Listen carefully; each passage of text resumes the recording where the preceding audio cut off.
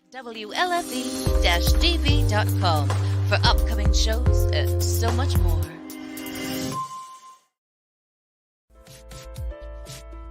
Hey everyone, it's Tuesday night again. You know what that means, don't you? It's time to join Mike and Kristie for another episode of Where's My Sage, a show hosted by a psychic medium and a guy on a quest to find Bigfoot. Who would have thought? Together, they will take you on all sorts of adventures, and not with lots of different people. Kristie even gives readings. It's time to sit back, get up and get ready. You can't sample the universe sitting down. Your hosts are waiting. Come on, let's go!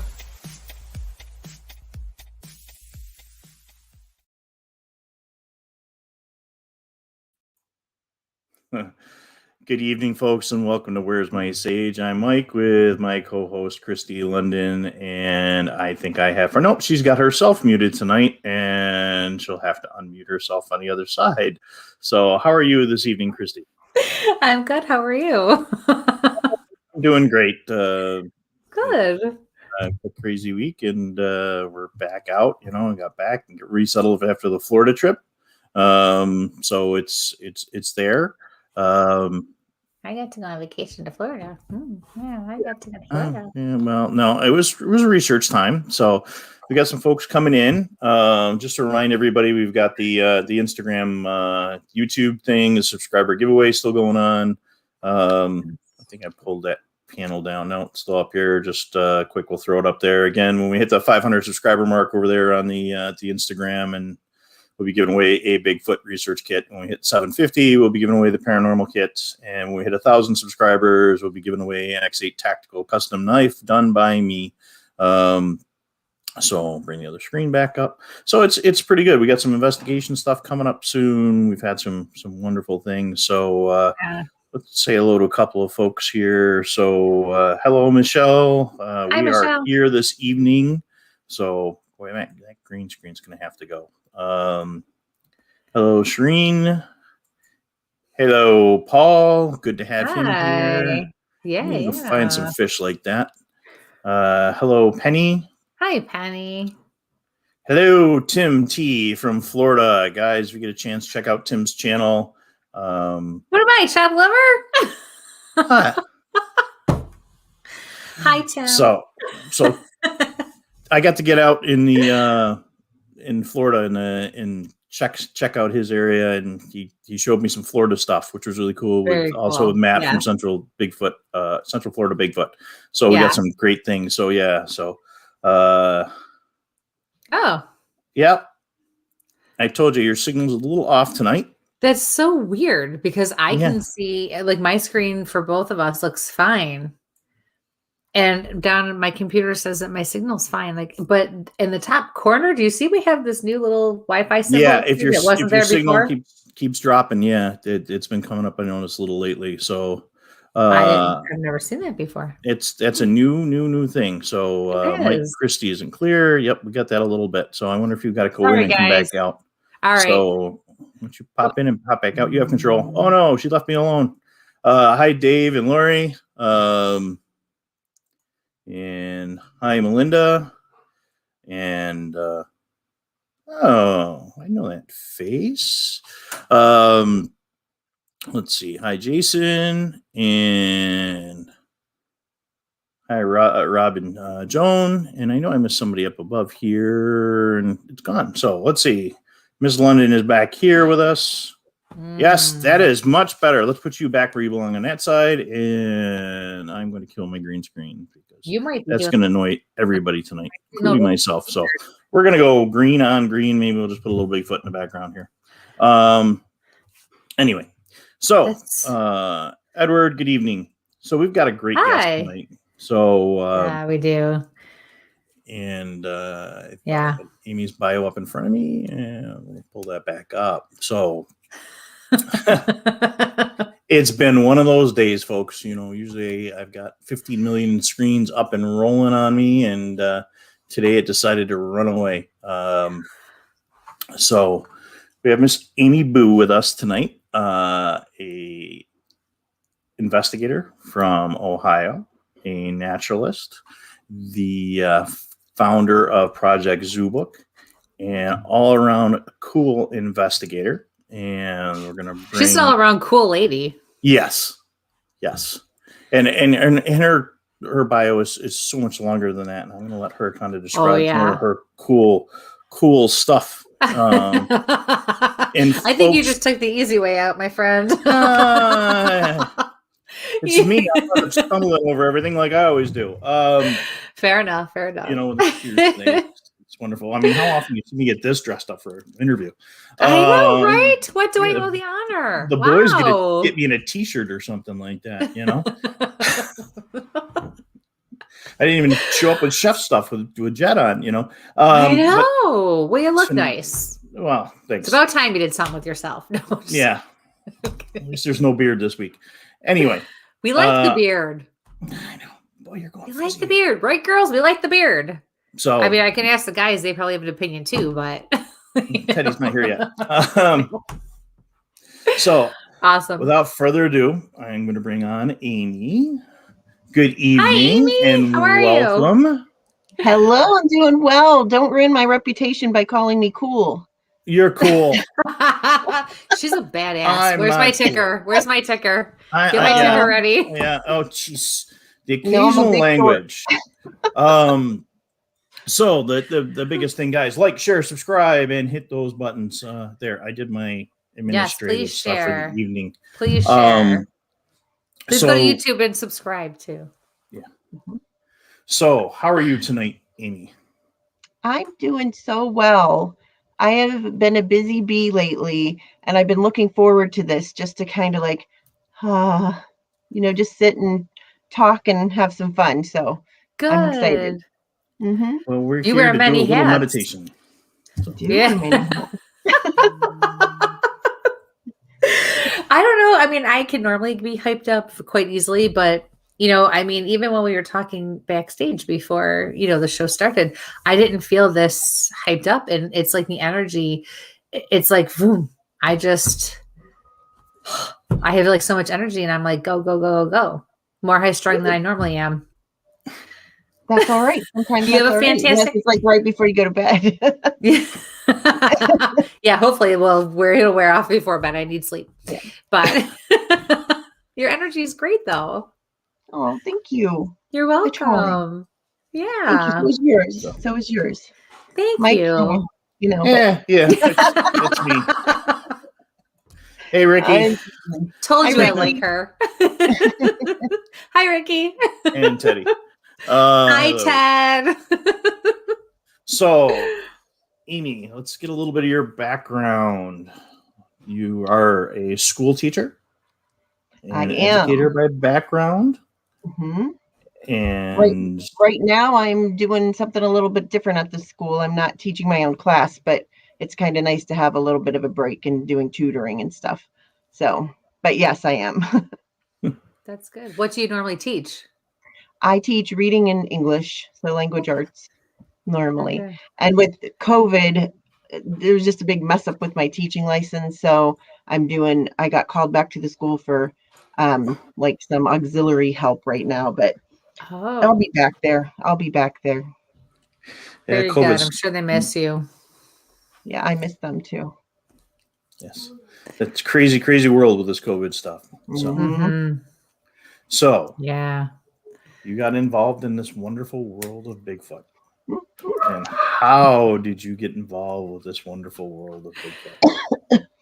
It's just funny. I talk to my friends or Lester, my fiance, or my family, and I'm like, can you even believe like how deeply I am embedded into the Bigfoot community at this point?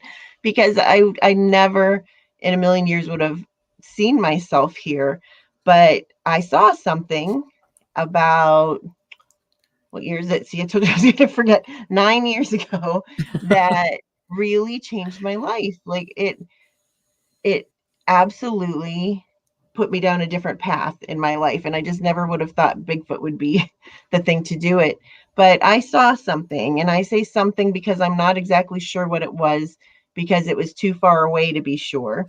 But this something was very large and very wide and uniform in color. It was living because it moved around, And what it looked like was what I would have thought Bigfoot looked like. And I didn't really think about Bigfoot much because it wasn't on my radar. I was a passenger in a car, driving over a bridge over the city's water supply here in Ohio, and saw this thing holding onto a tree. Looking back and trying to figure it out, I think it was probably at least 100 yards away. So that's why I'm a hopeful skeptic. I always say, like, I want Bigfoot to be real. And a lot of days I think it's real, and then other days I'm not as sure. Especially when things aren't going so well. But whatever it was, it changed the course of my life. And a lot of that is because after I saw it, I started looking into this and was absolutely shocked to find out that several people had seen these right around that same area. Because if I ever did think of Bigfoot, back in the day, watching In Search of, or, Harry and the Hendersons or whatever, you don't think about them in Ohio. No. Or that there was more than one, or that they were even maybe real. So I saw that from that moving car, and I have been on this quest ever since to try to see and really prove to myself that these creatures are real. So you were able, the local paper or BFRO, or how did you find that there were a lot of sightings in those areas and stuff like that? Yeah, I started Googling it, like everybody does. It took me a good year of, I did see some sightings, excuse me, locally, some things on the BFRO's website, yes, and other websites. There's a lot of Bigfoot groups out there. And it took me about a year after I'd done a lot of reading, different books, reading teachers. So I was gathering information. I was just fascinated by it. Even if it was just folklore, in my head at the time, like it had to have a different explanation. Like it couldn't be Bigfoot. I was just soaking up anything I could get my hands on. So it took me about a year before I submitted a report of my own. And then, met other people that were into this, and it stuck. Every day, I don't think there's a day that goes by that I don't either think about Bigfoot, write something, do something with my projects, or, talk to a witness. It is part of me now. I don't think there's any getting rid of it. Well, it seems very natural, right? Yeah, So that's good though. So did you take the books out of the school library, or did you go somewhere else when nobody knew that you were looking for it? No, we didn't have any. I remember, speaking of which, when I was, I always forget if it was 8th or 9th grade, but I wrote a report about the Loch Ness Monster because my teacher asked us to write about something we weren't sure if we believed in. And I remember how hard it was to find anything about it. But there was one book in the school library, and it did have something about Bigfoot, but I didn't read that. I wasn't interested, but I vaguely remember that.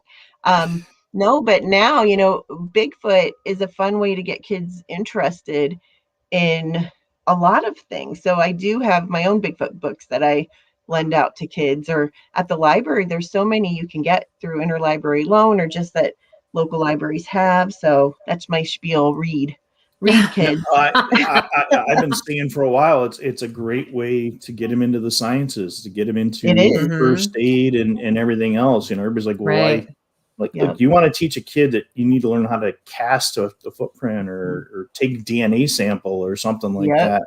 Right. I tried to figure out how to integrate it a couple of years ago. I stopped at a lab company, and they're like, oh, we have DNA kits and we have forensic science kit. And I'm like, oh, it's all awesome. we need to do, and then of course COVID hit, and I threw that right out the window. And well, you can get it back. I'm subbing for 3rd grade this Friday, and I already have stuff gathered together because their teacher said that they do like these little field trips, like on video about stuff, and they learn about something on Friday. So it's going to be Bigfoot. But it's a good way to teach them about science in the classroom or outside of the classroom. And one of the things I do a lot is I do a lot of things with kids, whether it's scouting troops or youth groups or whatever. And you'll have things I'll do at a state park or something like that. You'll have like 1 week you have an owl hike, and we'll get 10 people. the next week we'll have a Bigfoot hike and hundreds of people might show up. So, it's just a wonderful way to get kids off their screens and outside. Yeah, for sure. Yep. Wow, that's great. I just had a question and it just went, boop, nope. I hate when that happens. Darn it. See, I usually just jot it down as I go, and I didn't. I was like, no, she's almost done. I'll just, darn it. No, I'm just saying, like, it just, bye. Hello, Michael. Yeah, and I can't even blame anything. That's just me. Yeah, I mean, those books that you find floating around, you just never know how they're gonna catch up to you. I mean, years ago we had one that we passed around work, and it was Meldrum's book, and nobody was a Bigfooter at the time, and it was okay. Now I bust those guys' chops that started passing that thing around. And like, I'm the guy, but you're guys that brought the book in. So, so the progression from having that sighting, you ended up going into to be a naturalist and being certified as a naturalist. Correct. I'm a certified volunteer naturalist. So I wanted to say that. I'd love to become a naturalist someday when I have my spare time. But right now, you have to go in Ohio. They have a program through Ohio State University, and you take these classes. It's pretty intense, and it's more of a broad overview of what naturalists learn. Like, you learn about different animals, of course, but also watershed management and soils and all these things I never thought I'd be interested in, but I really, really am. Like, watershed management was my favorite class. So, really? So so can we back up a little bit? Because I mean, I know we all probably have an idea of what a naturalist is, but what exactly is it? What exactly does a naturalist do? What's a professional naturalist can do a lot of different things. They could work at a nature center, and they can teach things, to people and everything. Like, I'll work with the real naturalists to put on programs and things like that. But they can work at,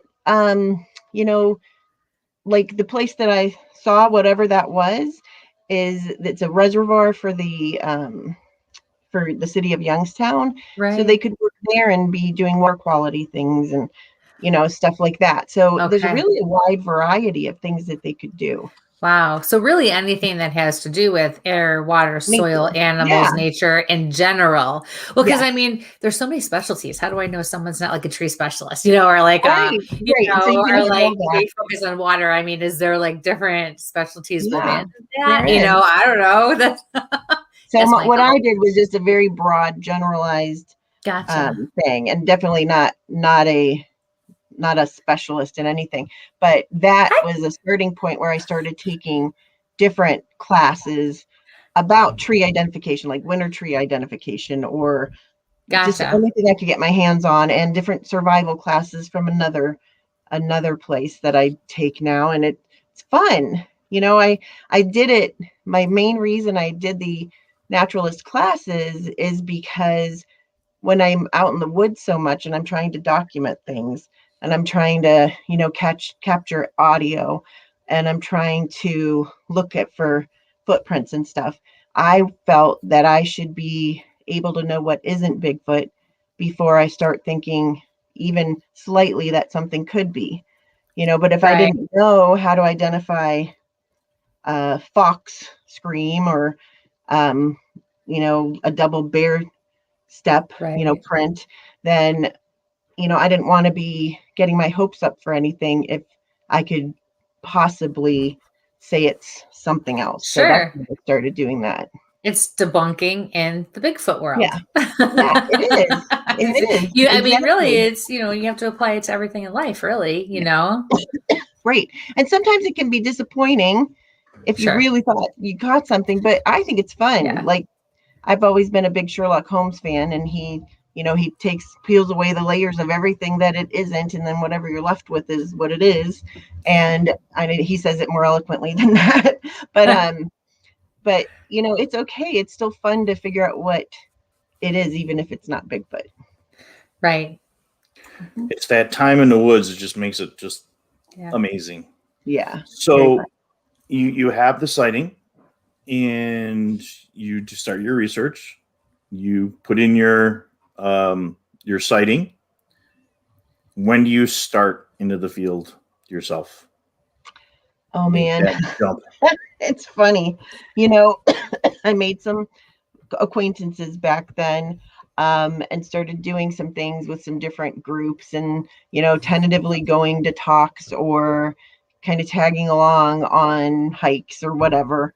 And then I really wanted to do some things on my own, but I was like wildly unprepared to do anything. And I'm not talking about Bigfoot, like I'm just talking about being outdoors. I've always loved nature, and we had a cabin, like a really basic cabin with an outhouse and everything growing up, my family, but I never camped by myself or anything. So I have a funny story that I tell sometimes about the first time I ever went out camping by myself. I put up my tent. It was just like this real simple little tent. I was so proud of myself. And then I made my own fire, which was a Duraflame log, one Duraflame log, and I couldn't get the lighter to light very well, but I finally did. And I roasted my marshmallow because I felt like you're supposed to. And then I get ready to go. Like I love it. As soon as it gets dark, I get ready to get in my tent because I didn't want anything to get me. So I get in there, and I had the weeny teeniest little padlock with a key that I locked the zippers together. So nothing could get me. But the funniest part of it was that I was in a campground that was like full of other people. Oh, just like burners. Yeah. Listen, I can understand because I'm more afraid of people than I am of spirits. So you know Oh, what? that's true. That's very legitimate in my book. It is. It I is. can totally relate to that. It's true. I finally went and got my concealed carry after a while because of people, finding the people around I didn't know. But no, it's funny. So I didn't know what I was doing. So I really love the camping part because, like Shane and other people say, like Bigfooting is really camping with a purpose, right? Like you're camping, you're hiking, you're looking around, you're trying to find things, but you're also having fun. And I really don't want like a search and rescue to have to find me. So I've Good brushed call. up a lot since then. I usually do go out with other people, but I really enjoy camping by myself. So I always go somewhere that I'm familiar with, or that, not that there's somebody exactly knows where I am, or with the personal GPS device and stuff. But I love it. I was afraid to be in the dark when I started this, and now I love it. So my whole mindset changed. What do you love so much about camping on your own? What does it do for you? What do you get out of it? What do you look forward to? I said I need to get a bumper sticker that says Bigfoot saved my life or something like that. Aww. Because I just, I had been in a bad situation around that same time. I lost somebody very dear to me around that same time that I started this. And that whole summer after they passed away, I spent in the woods. I was a teacher, so I had that freedom. I camped like that whole summer. My daughter was with her dad over in Norway, our daughter, because he's from there. And so she was there. So I had this big chunk of time. And I don't know, it just heals my soul. It really does. Just the leaves and the trees. And I enjoy my own company. I'm a writer as well. I like to write things, and I like to read, and I like to my idea of fun is to sit in a camping chair and feed chipmunks for hours, like peanuts or something. Like, see how I like close to do you that. can I feed get the squirrels at my house. Is that the same thing? Yeah, so I don't really get bored easily, I guess, which is a good thing. But Yeah. I love it. I love, streams. I love the deep forest is my favorite place to be, I think. It's Right. fun, and it makes you feel like you can do something. I was so proud, even with that Duraflame log and the lock on the tent. I was so proud of myself because it was at a point in my life where I didn't think I could do something like that. Like I didn't think I could pull it off. And now I'm like, it's just giving me so much confidence. I can do anything, that I want to within reason. That's so important. That's It is. awesome. I have a very important question, though. Sure. Did you just roast marshmallows by themselves, or did you have the chocolate to go with it? Just the marshmallow. I don't even really like marshmallows, so I just felt like I had to. I don't either. It's just fun to roast them. I just had it out. Camouflage. I'm like, here's the obligatory marshmallow. Okay, let's get it over. I like them in Lucky Charms, but those are a whole different type of marshmallows. But, Oh, love those. Yeah. Yeah. Can't have those. Go ahead, Michael. Oh, this is the energy out of this one tonight. I'm gonna, I'm usually like, we'll get it right down. We're just gonna scientific straight down the middle, and that's where we're gonna go tonight. Folks, please like, subscribe, and share. Hit that like button. So after that, you have your first sighting. You get out with those crews. When have you had another experience that's popped up that says, I need to continue this journey? Something that kind of hit you in the face or ran past you, or just aha kind of moment, as we say. Yeah. I have had a few of those. Like, I have never had a smoking gun. There it is. Absolutely. I 100% know Bigfoot is real experience. I have not. And I'm okay with that. Like, I'd like to, but I'm okay with it. What's really kept me going the most are other people's stories, going out. My best friend and research partner, Tina Sams, and I do different outdoor shows where we'll talk to hunters and fishermen about their experiences.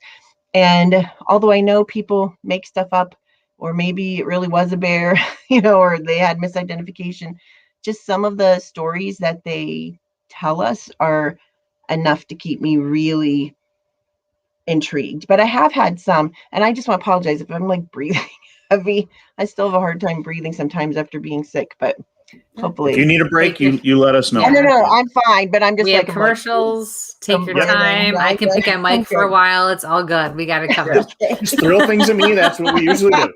Yeah. I'm not like trying to be Kathleen Turner or anything like that. But anyway, but I have had a few things of my own. About 6 years after that initial sighting, I was at an expedition that some friends were putting on, and I was kind of helping with it.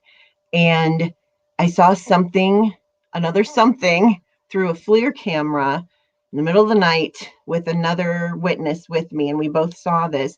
And that was actually more impressive to me, because we did a recreation with our friend who we call Big Kevin, because he's 6'9". So, he's kind of tall. And whatever this was, like, we put Kevin where this had been standing, and whatever this was, he so dwarfed him that I actually, the guy who was standing next to me, I like had to grab him. Like, I was like, oh, I'm going to be like Victorian and faint or something. But my knees buckled a little bit. Like, I was really shocked and scared. I'm like, oh my gosh, it was so big. We saw it through the FLIR walking away from us down a power line cut.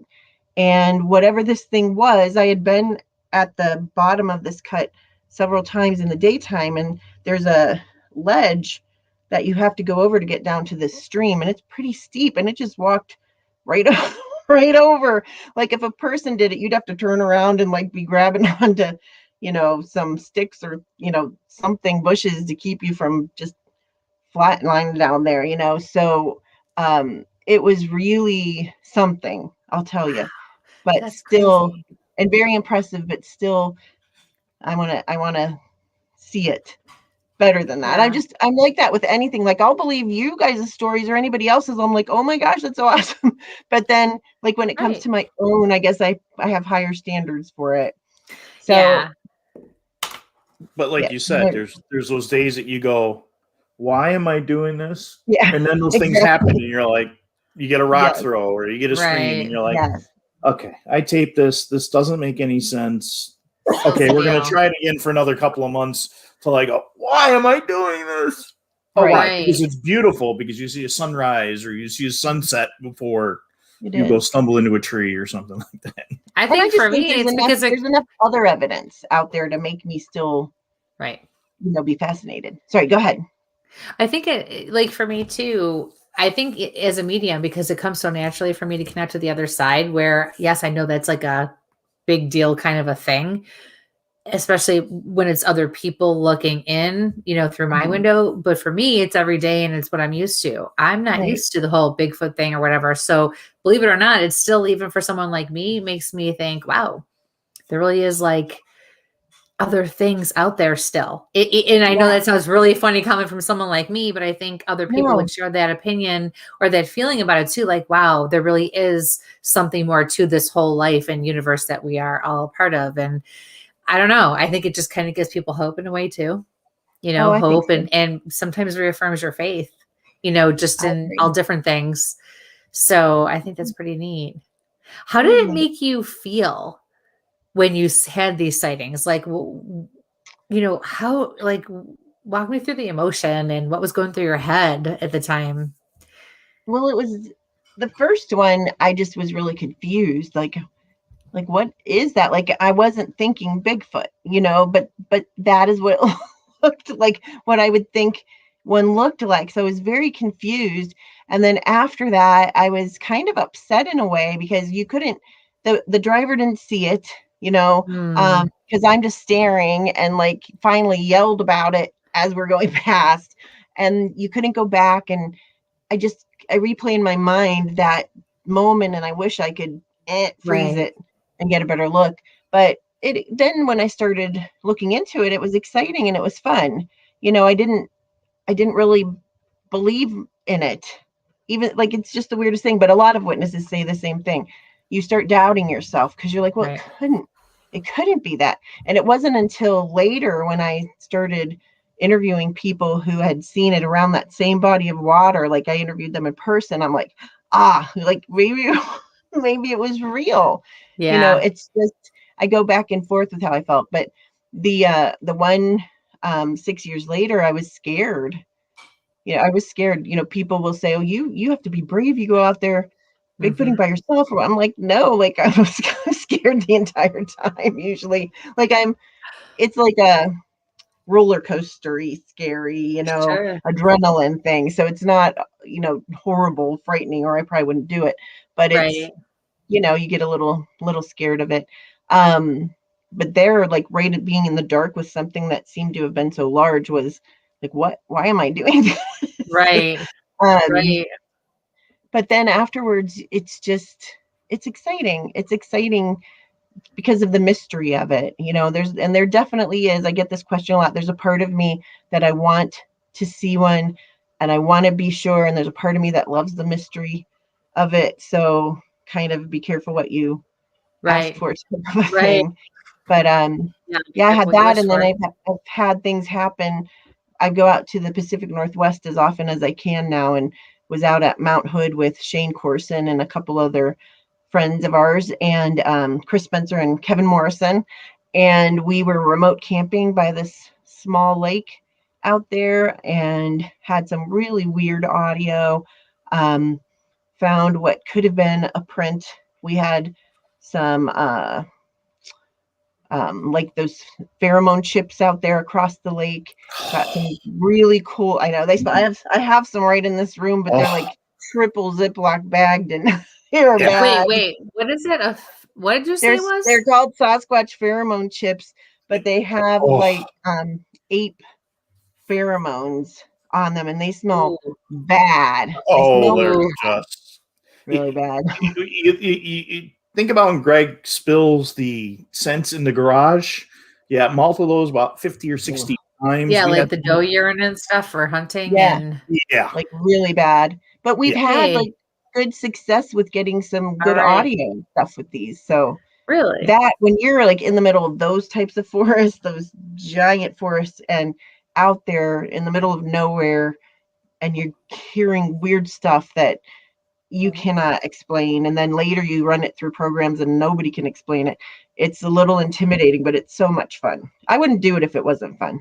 Right. How did you get tied in with the Olympic Project and those guys out there? And were you at Shane's location where he had his experience, or where he had his sighting? Yes, that's where we were. because I am a lucky duck, that's how I got associated with them.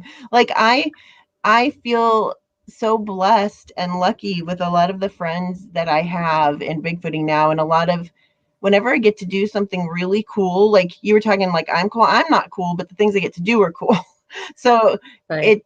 I pinch myself. I'm like, man, I feel just really blessed. So I met Shane because I met another researcher that had been in Ohio, Barbara Olvera, and she was associated with the Olympic Project. And she's like, you should come on out and visit me. I'm like, okay. So I went out. She took me up to their headquarters because they were having a little bit of an event, and became friends with them. And, you know, after a couple years, I was in another group and then decided to go out on my own. And that lasted about a day before Derek and Shane asked me if I wanted to join the Olympic Project.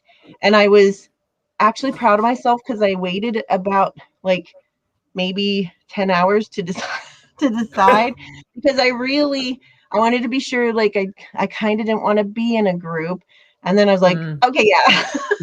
Yeah, I want to, just because I respect them. They're just such good people and I respect them so much. So really, I was going to say yes the whole time, but I was just like playing hard to get, you know. But, I love it. Good girl. Good girl. For our non-Bigfoot folks, go check out the Olympic Project. They've got a pretty good website. They're redoing their stuff, and they've got some really cool stuff. They've been in a couple of Seth Breedlove's things. You guys know I'm always pushing small town monster stuff. But on the trail series, I know that they've mentioned that there's another one coming out after ours, which we just found out today. It will be released in June. So yeah. Might have to no, it's awesome. You know, the Olympic Project, they're just such good people. I agree with how they do things. I agree with, you know, I will paraphrase what Derek Randall's always says, but he always says, you know, do what you want in Bigfooting, but just be nice to people. I'm paraphrasing that. So I like that. I feel very much that a lot of the opportunities I've had have come from being nice to people, and not like I'm not doing it to get something, but you know, it's being who you are. You're being genuine. I was going to say when I met you in Pennsylvania, I had no clue. We were there. I think you were talking to Steve, and you had your sign for your bucket list, if I remember correctly. And you know, it's grammar people here. Be who you are. And, I mean, that's be who you are. Just be genuine. People can smell BS a mile away. I agree. I didn't used to be able to. I was like the worst BS smeller ever. And now I feel like my senses have become acutely attuned to it. Well, that's you get into this investigation. You get to talking to witnesses, and they'll do it. And I had a chance to talk to Shane quite a few times, and eventually our schedule. We have not had a chance to get him on here yet because of elk season, because we did not want to interrupt him during hunting season. We learned that was out. He just got back from being out at the OP just yesterday or the day before. We talk a lot. We have some crossover. So I'm in the Olympic Project. I'm a member of their team, and he's a member of my group. So we kind of cross over a lot, and just he's out there all the time. He's like in the woods. So I admire him a lot. So we'll circle back around to that. Let's hit the sporting, the hunting and fishing shows that you do. You do a lot of those in Ohio and Pennsylvania. Do you get over to New York, or where do you get a lot of your sightings? And when you talk to hunters, are you getting consistent accounts? So far, I only have done them in Ohio and PA. I live in Ohio, but I live like right on the border of Pennsylvania. So I actually am in Pennsylvania as far as Bigfoot goes more than I am in Ohio. And my only, you know, we all have our little research areas. So mine is in Pennsylvania in the Allegheny National Forest. And so I've done different shows in Ohio and PA, and I would love to do more. Like everything I like to do when it comes to Bigfooting, I want to do it all the time. So I would like to only do these shows because you get so much good information. And I'd like to only be out in the woods, and I'd like to only be writing my book, and I'd like to only, so I do as much as I have time for.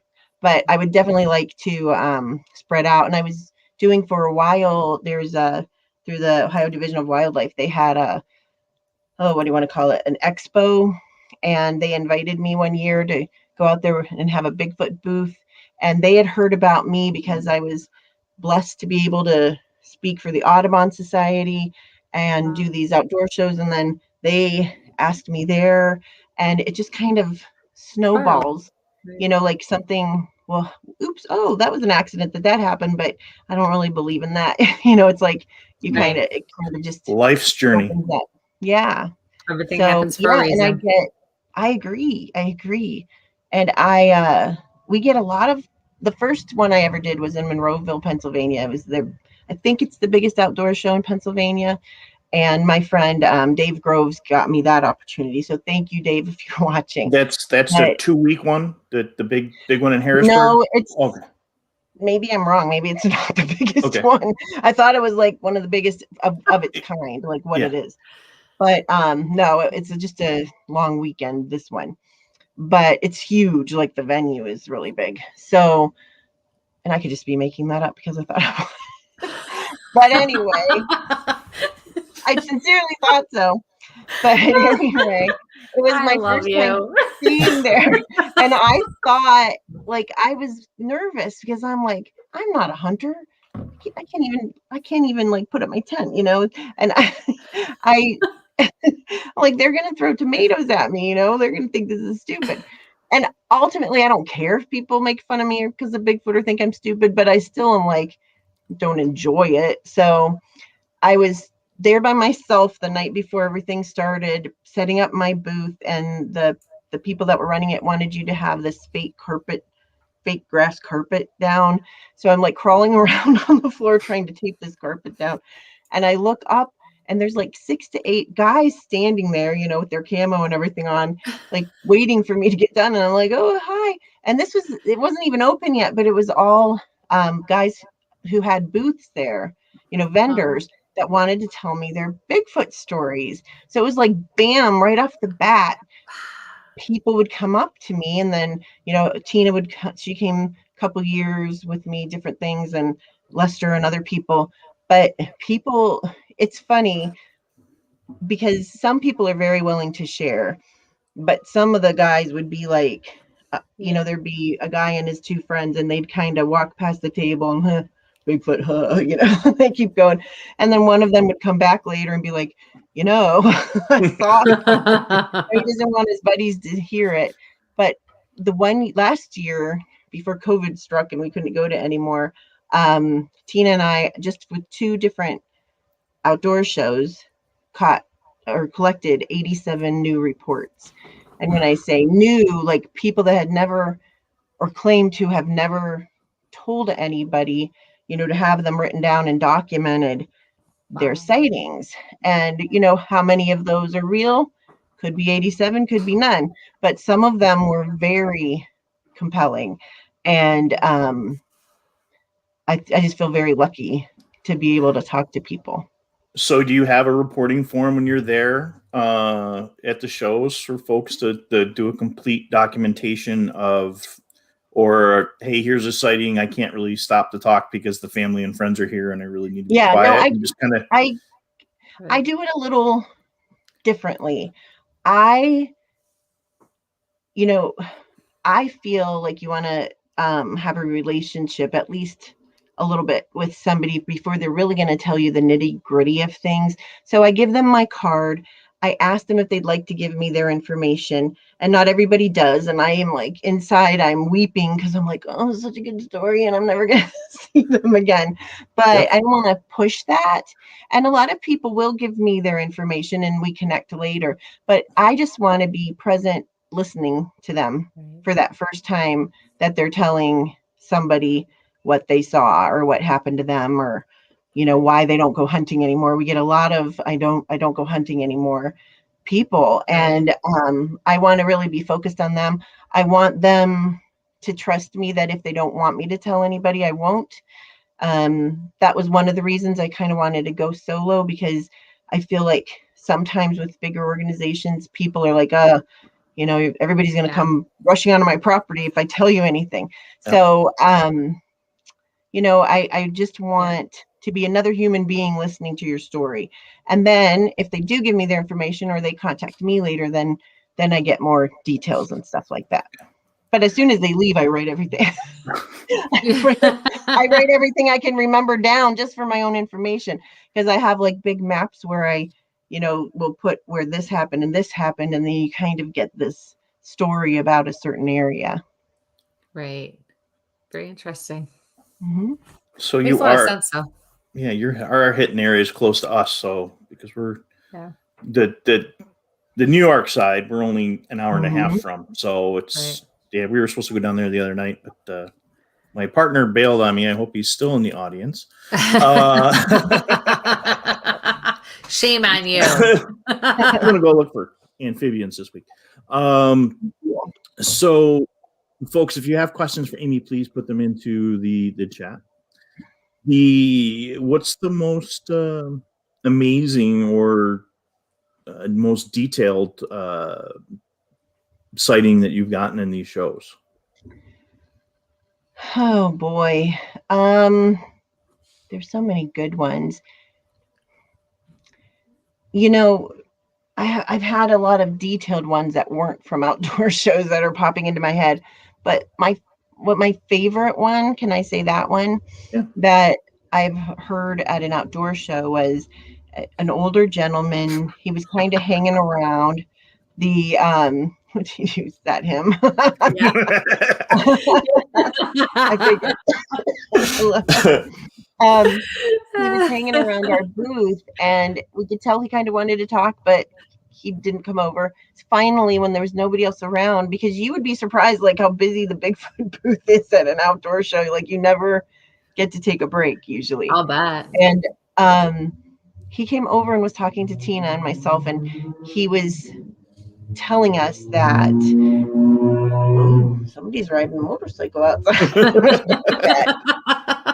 It was loud.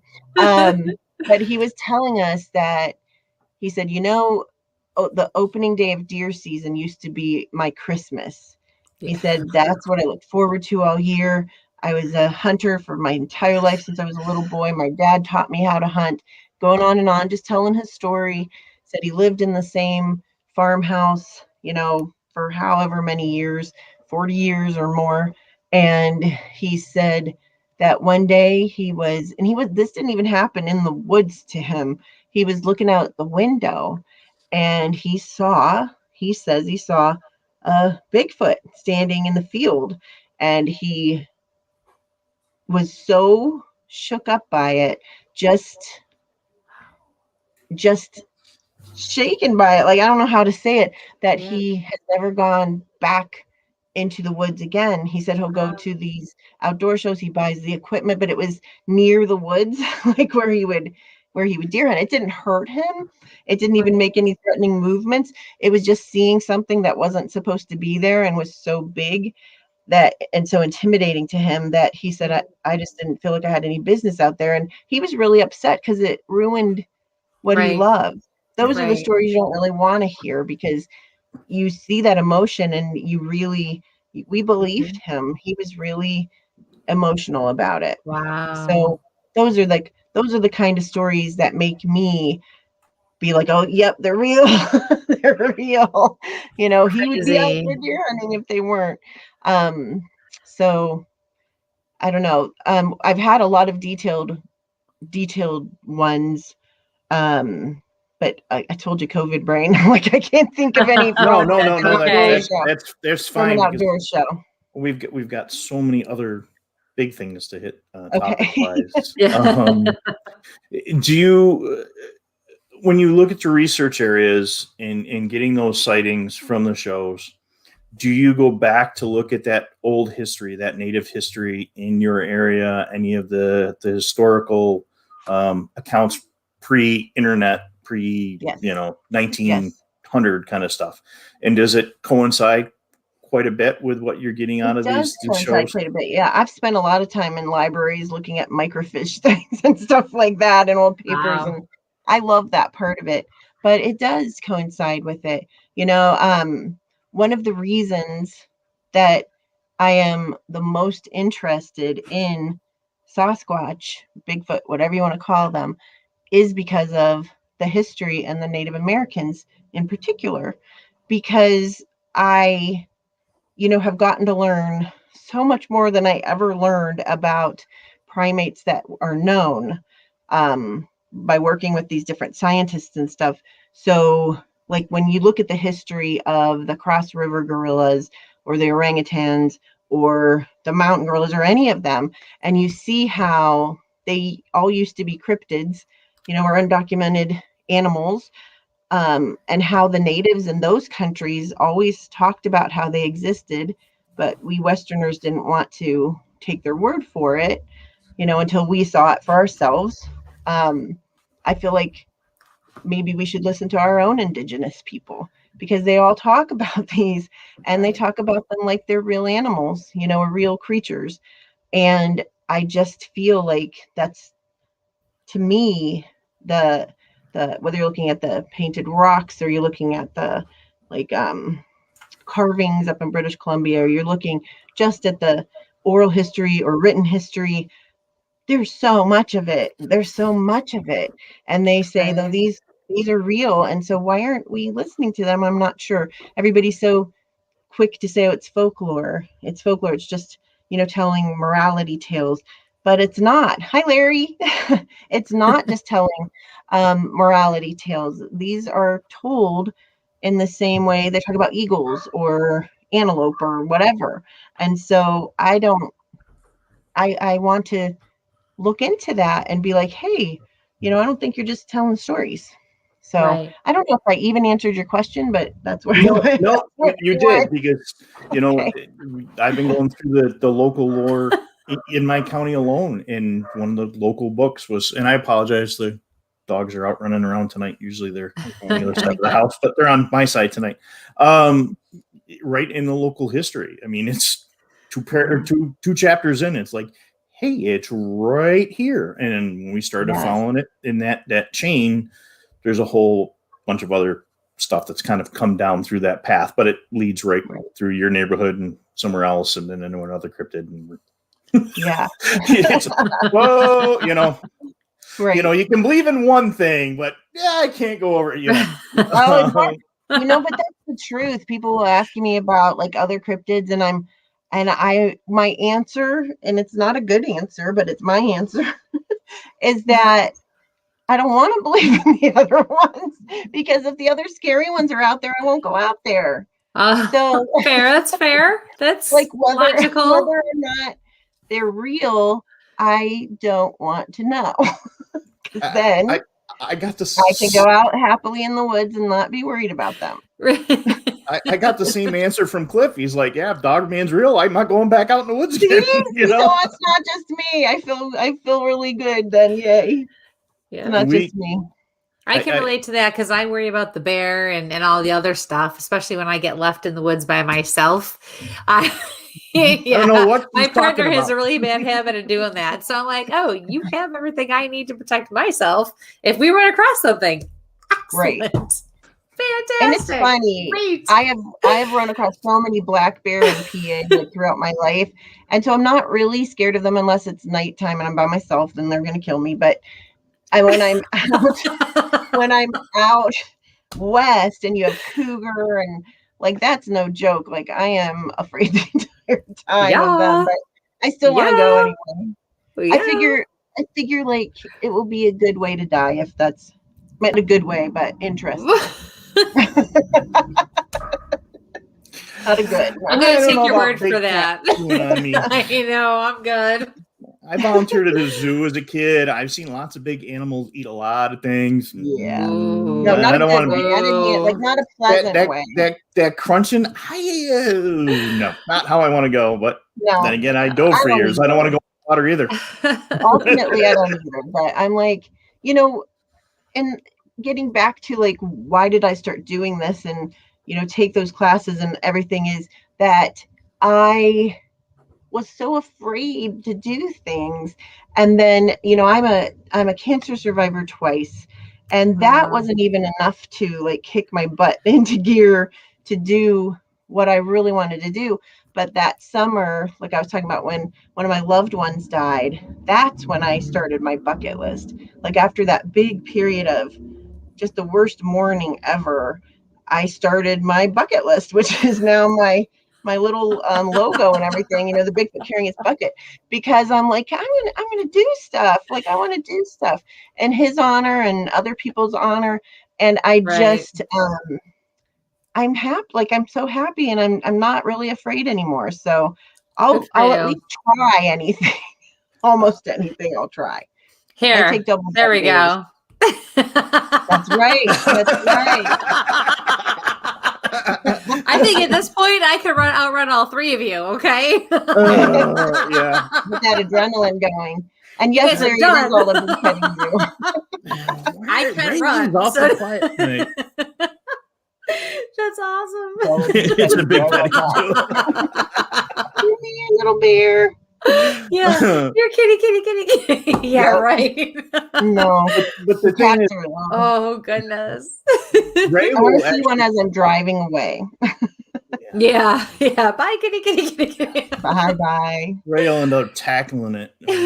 Yeah, he's been up close with Mapiguari in South America and some other crazy. Yeah. So we are almost at 9. We're at a middle break. I'm going to take a quick commercial break. So guys, you need to get up, get your water, run to the bathroom. This is the time. Larry, thank you for joining. I know he's got a whole big background in primates. We got to get him on here one of these nights. Yeah. He's coming on my show next week. I'm so excited. Oh, cool. Oh, nice. Yes. That's the other thing, folks. Amy's show is right at the same time on Tuesday nights. On the opposite. But you can just catch it on replay. I do. Yes. So we're going to take a quick commercial break, and we're going to come back in about a minute. So click on the right buttons tonight and quick break. WLFE-DB.com, where you can find vodcast shows, podcasts, and more like Where's My Sage, Inside the Drag Closet, Across the Pond, Paratalk Radio, Just Cindy, and more. So go check out WLFE-DB.com, where talk radio is a whole lot better. Our shows are your shows, and that there makes for a great talk radio. Hey guys and dolls, this is Casey DeVille, the better half of DeVille Inc., Baltimore, Maryland. If you're ever in Baltimore, stop in and see me and Tony. Invisible Bree, 5920 Eastern Avenue, Baltimore, Maryland, 21224. Give us a call if you're in the area, 410-400-9641, or look us up on the web at DeVilleInc.com. DeVille Inc., where we specialize in you.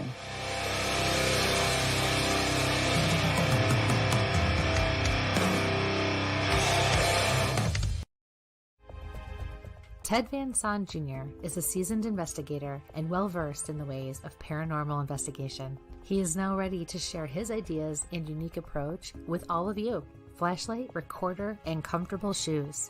Hit the ground running as you follow this easy step-by-step guide to a fun and thorough paranormal investigation, perfect for first-time and lightly seasoned investigators.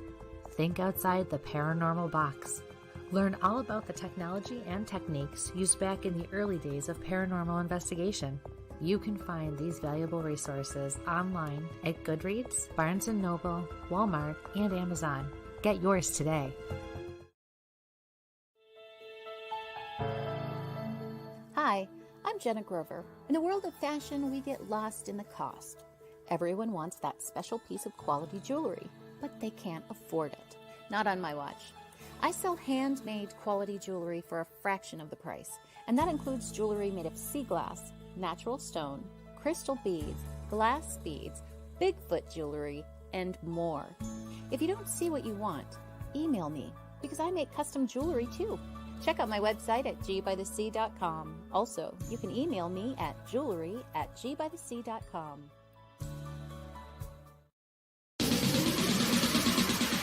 You're listening to WLFE DB Radio. Now, back to our program. Welcome. First one for the night. Wow. Welcome back, everybody.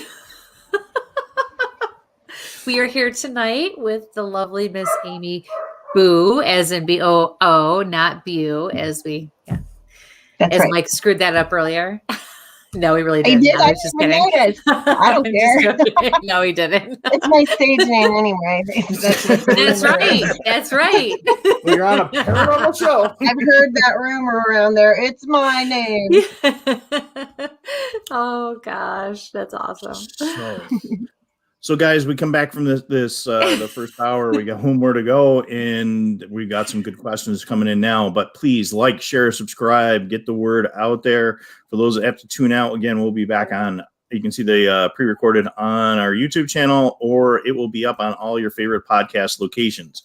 Yeah. So, from my buddy Paul, Amy, what is the coolest wildlife you've seen on a Bigfoot excursion? Ooh. Oh, I've seen a lot of cool ones, but the coolest I would say was when I was down in Kentucky and we were driving down to join up with some friends that were doing like a little expedition thing. And we're driving in Lester's truck and we both looked to the left, and I thought right away that it was like a big dog, like a Labrador or something. And it ended up being a very large lynx. And I've seen bobcats and stuff, but I didn't realize that lynx could get as big as this was. And you could see the little tufts on its ears and everything. And it looked at us and then was walking around a little bit. But that was a cool experience for sure. Seen a lot of bear, raccoons, possums, squirrels, the regular. Seen a moose out in Norway. I was just going to ask you, did you ever find a moose by any chance? I found a moose in Norway twice, but that was pre-Bigfoot times. So, so you actually found one. That's interesting. I did. That's an inside joke. But I love when you see owls and stuff like that are cool too. We saw lots of squirrels when we were looking for moose, but no, actually just one. Yeah, just one. No moose. Yeah, no moose, and we saw a squirrel. 3 hours. I love squirrels, and I have a joke about the squirrels because I thought I finally caught the coolest Bigfoot audio ever, and it was a squirrel. But, So maybe we found a moose squirrel that day, Mike. You never know. Right. Peter Byrne can be disappointed and not find Bigfoot his whole life, then I can too. There you go. So excellent. On to the wildlife. You started Project Zoobook. And how did you start your Project Zoobook? And what is it for the what is Project Zoobook? Educated. I get really excited about it. It's my favorite. I started it by accident. And I started it just by trying to be nice to people, which is why I say, just do your own thing, be authentic. Don't try to follow anybody else's path. Don't try to, don't be disappointed if somebody gets to do something that you don't get to do or whatever, but just be nice to people. It's like my biggest thing, especially I love the Bigfoot community. I have a lot of friends in it, but we all know wherever there are human beings, there can be a lot of drama. So I've been embroiled in my own, unfortunately, and dragged into it and not what I wanted, but I just try to be nice to people. So anyway, this one day I was trying to be nice to people. It wasn't that direct, but this one day I was on Facebook, like I am entirely too much. And I was creeping around a Bigfoot page in a Bigfoot group because that's what I do. I try to see what's going on, what's new, what's happening. And I saw that this young lady, I didn't know she was a young lady at the time, but somebody had posted a question and nobody seemed to have answered her. And it wasn't my page or my group. So I kind of waited a while, and then I saw that the question was still there. And so I was like, well, I'll try to answer her. So what it was she had wanted to go to an expedition and she wanted to know if it cost something or whatever. And so I was helping with it. So I private messaged her and I said, hey, did anybody ever get back to you? And she said, no. And I said, well, I can try to help you. So blah, blah, blah, trying to make a long story shorter. We were, messaging back and forth about some things. And she said that she and whole, her whole department at work were really interested in Bigfoot and they wanted to learn more about it. And I thought that was really fun because most of my coworkers, and not so much anymore, but they used to just laugh at me. So it wasn't like they were chatting up Bigfoot stuff at lunch. So she said at lunch they would like listen to podcasts and read books and discuss them and read reports, and they were really into it. So it took about a week or so before she told me that she worked at a zoo. And then she, laid or threw the bomb at me or whatever you want to say, that she and those coworkers all worked in the primate department at this zoo.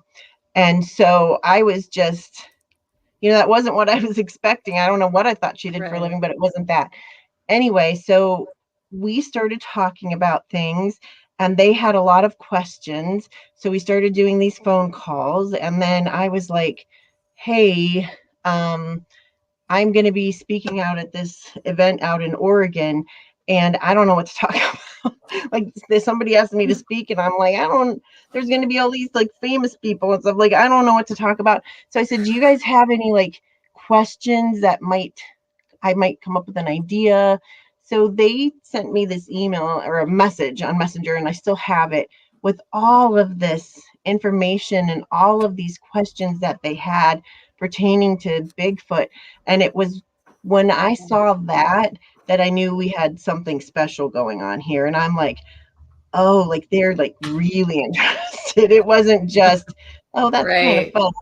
They really were interested. So knowing myself, I know what I know. I read a lot. I learn as much as I can, but I don't know everything. I hadn't been around as long as some people, and although I don't think it's really how long you've been in something, but the energy you put into it, that counts more.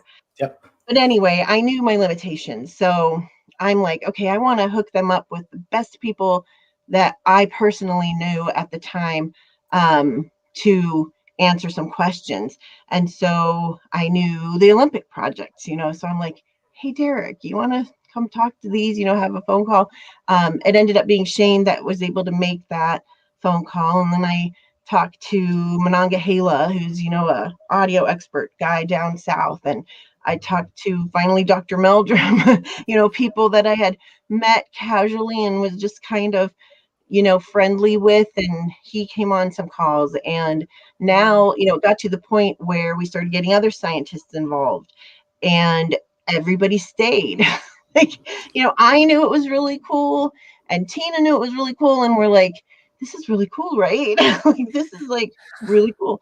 But I didn't know if other people would think so, although as long as I'm having fun, whatever. But every scientist we've invited on there pretty much has stayed or wanted to stay. And they all say the same thing, that they had no idea how much research was going on, how much scientific research was going on. And they, we decided we needed a name, and we were kind of joking around about it. And then we needed a logo, and it just kind of became this thing. But it has been something that's been very under the radar for a long time because, as most of you can guess, just because a scientist is interested doesn't mean the university they work for would be happy that they're looking for Bigfoot, or the zoo that they work at, or whatever, the museum they work at. A lot of them had concerns that they might be kicked out of the primate department and they'd have to go work in the petting zoo or something like that. Right. So like, I was always like, I don't care, like, as long as I get to listen, I was excited. But we've been doing it for a few years now. And after each Zoom, now we do Zoom calls. After we do those, and we try to get out in the field together when we can, we're trying to come up with a way to do like an interactive website where they can still remain private, but answer questions for people. We want to do some micro studies, like with a researcher and a scientist hand in hand. We have all these really good ideas that are finally starting to come to fruition. And we are just trying to find out ways to make that happen. And the reason we want to do it is, I've never set out to be any kind of a big shot or anything. I've become the face, I guess, of Project Zoobook when I go speak about it. And the reason that I speak about it is to try to get more scientists involved. And so here I am, I don't care. I'm not going to get fired if I'm into Bigfoot. So right. I'm out there. But we really want, a lot of our scientists are kind of like chomping at the bit to get more involved in the community as well. And it's funny, I've had people that say, oh, that's amybue, that's her make-believe little group. And I get it, because there's not really a footprint, with us, but we're definitely not a make-believe group. And I think if anybody could eavesdrop on one of those calls where you have, sometimes 20 or more people, depending on that night, all talking about, gorillas and how things would apply if right. Bigfoot were to be an undiscovered primate, and just all the knowledge I've gained. It's just really, really cool. I don't know how else to say it. That's awesome. Is there something that seems to really be like aha moments for them as they're going along and say, well, I'm on the, okay, yeah, I need to figure out how to put my specialty into this a little bit more? Or oh, definitely, and a lot of them are skeptics. I would say probably all of them still are, and that's fine. Like, they're not all like, we're believers, but right. They're all very open-minded, and just, it's just such a happy thing. It's just a happy group, and learning from each other. But yeah, like, I just go back to some of our first conversations where, I'm sitting there, kind of listening. Tina's sitting there. We're texting the whole time, like, oh my God, this is so fun. Like, because we're just listening to all the smart people. and listening to them, listening to Shane talk about the nest site that they have out on the Olympic Peninsula, with the Olympic project, and what was discovered there, and hearing the audio, and they're getting all excited about things that he brings up that are very primate like behaviors that he didn't even know were, and learning from each other. And then we were supposed to go last year too, but COVID hit, so we weren't able to go. But the year before, myself and two of those original primate zookeepers flew out to the nest site, and they were crawling under all the huckleberry bushes and everything to get to these nests. And when they crawled out of there, their faces were just astounded. I think that's the word I always use. They just were like, it looks like, what the one guy who has been out in Africa looking at gorillas and stuff, and he said it looks like how they make their nests. It looks like how they are situated. And they were just so excited. And there have been lots of scientists that have looked at those nests. You had bear specialists, you had wood rat specialists, you had everybody in there trying to figure out what they are. And then you have these two people that are very knowledgeable about what primates can do, and they get excited about it. So that was like one of the best moments of my life. That's so cool. Was there anything, what was found in those nests? What was it? Tell us a little more about nests. Oh, it's so fascinating. And that's one of the things that, we have some anthropologists, we have marine biologists, we have wildlife biologists. Now we have primatologists, the primate zookeepers, all of these different people. And that nest site is one of the things that really fascinates them. But basically, there was, I'm doing the really pared down version, but there was a surveyor for a logging company that was surveying this area out in Washington State. And he came across in a very, very, very remote area. So one of the reasons we don't think that it is a hoax is because nobody would have ever found it. It would have been like the worst hoax ever because, it was made, you could tell that a lot of these nests were more degraded than others. So it had been made over many, many years, and you have to crawl through things to get to it. But anyway, he came across it. At the time, he only saw a few of them. To this point in time, I think they found 23 nests in that immediate area. I could be wrong, but 20 something.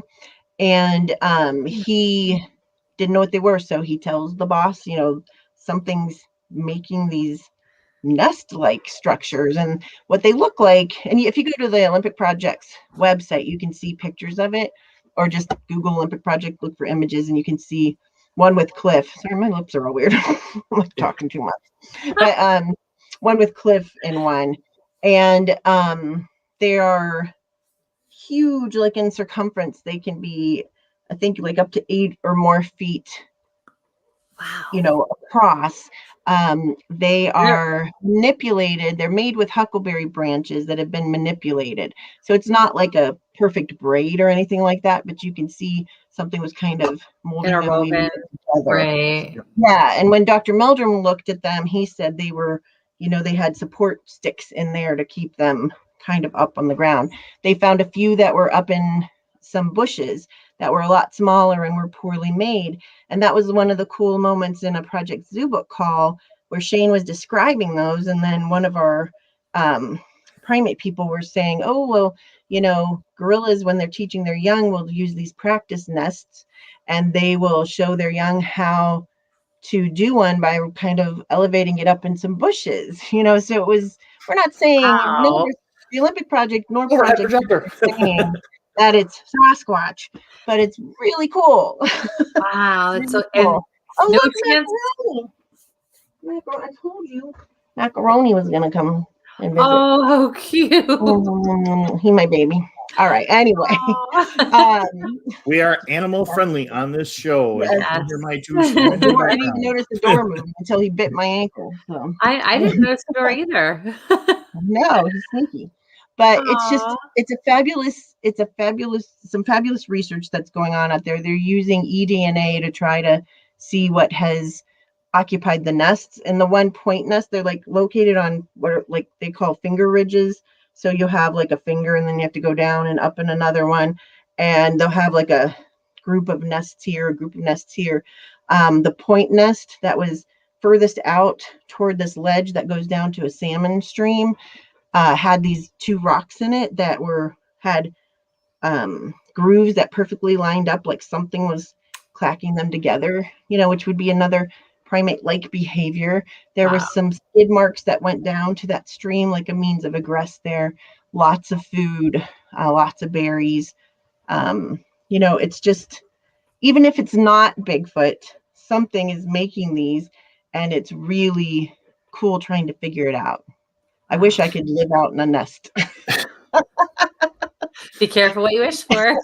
Now, I know, right? Now, having access to the primatologists and the zoo folks, do you have the ability to pick up hair samples or audio recordings or thermal cam footage from your team that you guys can compare to what they're getting out of the Olympics or you're getting on your research? I know sometimes coming up with some, orangutan hair or some gibbon hair is not quite the easiest thing to do unless you have a really good connection. Yeah, well, if I told you, I'd have to kill you. No. Yes. Tell them anyway. I'll tell you, we have our wish list of things that we would really like to do because it's really tempting. Like, oh, we need to compare this. Can you get this?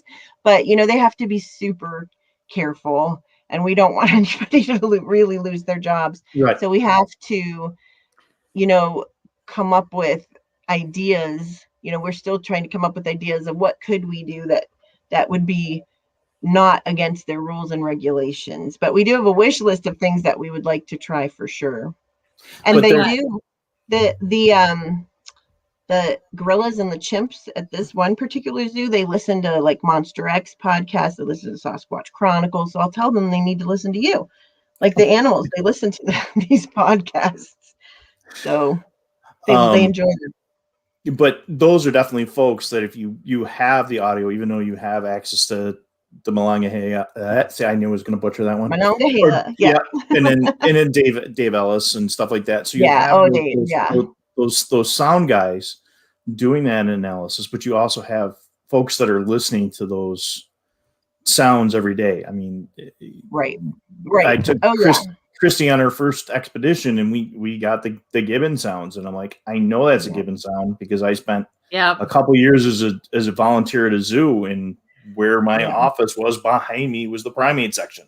So I heard everybody getting fed first thing in the morning and screaming and yelling at each other, and we've listened to a lot of audio on our Zoom calls or our phone calls where they're listening to purported Bigfoot sounds, and they're like, man, that sounds just like so-and-so, like one of the gorillas or the chimps or something. And it's really what keeps them going because it's a lot of fun. And one of the things I like the most about Project Zoobook is, like I have this, I don't know what word to use, like reverence maybe for these people. Like I said, the smart people, like they know a lot about what they're talking about and are just so knowledgeable, but they don't make me feel like, okay, I'm a reading English teacher. I don't know everything about natural sciences and stuff, but they make me feel like I have something to contribute. And it's just a nice community of people. That's kind of a question I had for you too, as a woman in this field, because it's not, I mean, I know there's a lot more women involved now than there ever was, but how do you feel you're received as a woman? I know you kind of made mention of that earlier, like, having your table or, being at your speaking booth or whatever the case is, and men will come up later because that's kind of a big deal, especially for a man to break away from his other buddies to come and tell you, a woman, something like that. Right. And I'm not trying to get all feminine. That's not it. But let's face it, there are certain things. Like I'm a dental assistant by trade. You really don't see a lot of men doing that. So, it is just a fact, right? So how do you find you've been received, especially because you are so well known and you have made a name for yourself doing this? It depends. I was asked this same exact question when I first started like getting into this. And I was like, oh, it's great. The guys are always so great. They're always so nice. I never feel any different. That's changed a little bit. Really? But it's changed a little bit. There are some people where, I have a sense of humor. Okay. I have a sense of humor. Mm-hmm. I do not look like a Bigfoot. Like, I don't look like, if you're coming to hear a talk about Bigfoot wherever, and here I show up on the stage, especially my teacher sweater, I get it. Like what you're gonna say, like I kind of get it. But so I do have a sense of humor, but I do sometimes feel like I'm not taken as seriously. It is still few and far between. Most, I'd say, I mean, I have a lot of women friends in Bigfooting, which is fantastic, and we support each other. But I have a whole bunch of guy friends, that have supported me and don't treat me any differently. There's here and there sometimes where you get that, and it might not even be because I'm a woman. It might just be because I'm a big goofball, so maybe it's not even, that, but, I feel it sometimes where you're not necessarily asked to lead a team, if you're out somewhere or you're not ready to do something. Like I remember I was asked to, I like had a Bigfoot shirt on or something, and I was in this really small town in Ohio, and I stopped into like a Dairy Mart or something and was just getting something to drink. And the guy's like, do you like Bigfoot? And I'm like, yeah, I'm actually out here to talk to a witness. And he's like, oh, I'm also a reporter at the like local newspaper. Can I interview you? And back then, like I asked the people from the group that I was in, like, can I do this? And they're like, oh, we don't think you know enough. And again, I don't know if that's so much being a woman, but I felt it because they didn't say that to other men who had been around the same amount of time as I had been. And now I'm like, why did I listen to that? Like, you don't have to have a PhD in Bigfooting to be able to at least answer some questions. Like, so really it was more it was more me being timid. I should have just said like Like I'm gonna do it. That's right. Absolutely. Where's my My banner? thoughts exactly. So Explicit sign language. Right. part of that was my own. That's some friends. That's right. I love that. The part of it was I my have No, no own. idea what you're talking about. So Sorry, you're bringing out the Italian side no, of it's me. like I feel it once in a while, but again, overwhelmingly not Good. at all. And I have just the best guy friends who are like, oh, come on, do this with us, whatever. So it's great. And then I have a very supportive, very, very supportive fiance who's like, yes, go in the woods with 3 strange men and go look for Bigfoot. So he trusts me. I'm just They like, paid your learn life all insurance. about the Bigfoot. Yeah. I know. My husband's looked at me. You're gonna what? You know what? Whatever. Go. It's true. Okay. True. Yepper. Twice. But I try very hard to empower other women when I can. There's it's not that being a woman makes you a good person. So I still I still am choosy, but there's a lot of really cool ladies out there doing their thing too. Yep, absolutely. So what suggestions would you give to somebody wanting to get into this crazy, crazy world? Oh, besides run the other way. Besides running the other way. I almost got out of it so many times. I was so naive about people. And about people's motivations, and like coming across people who really were in this because they wanted to be famous, and I'm just like this doesn't make any sense to me, because honestly, like I always say, Bigfoot famous is not really famous. Okay, like if I go to a conference, somebody might be, oh, like isn't that Amy food chick or whatever, but if I'm at my grocery store, nobody knows. Like it's not real. So I don't get the cutthroatedness. I just made that up. Or just being mean to people because you're jockeying for position. Like I'm like, it's not that I don't get disappointed sometimes, or if somebody gets to do something, I'll be like, oh, that'd be really cool to do, but I'm not like jealous of them or anything, and I'll get to do something cool another time. So I don't like that. So I think if you're going to in any way put yourself in the public eye on purpose or because it's been thrust upon you or whatever, have a thick skin. Like just realize, like don't fight back unless you need to. Just be like, whatever, but if you're in it just for the fun of it and you just want to go camping, like get some good camping equipment, take some classes. I take these wildlife, I take the wildlife, but I take these survival classes now, which again, I never thought I'd be doing. So now I know how to make an actual fire. And like they have classes like 50 ways to make fire without matches, and so I am building up my skills, and that's another thing I wish I could do all the time, and I can only take a class here or there, but someday I'm going to get through the whole shebang of them. But we got some naked and afraid folks that we can send you out with. Oh, I love that show.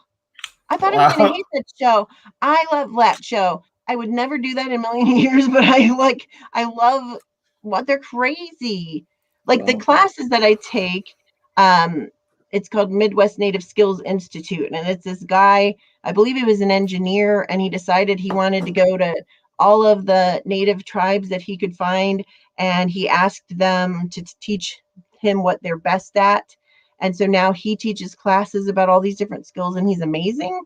It's kind of up near Cleveland, Ohio.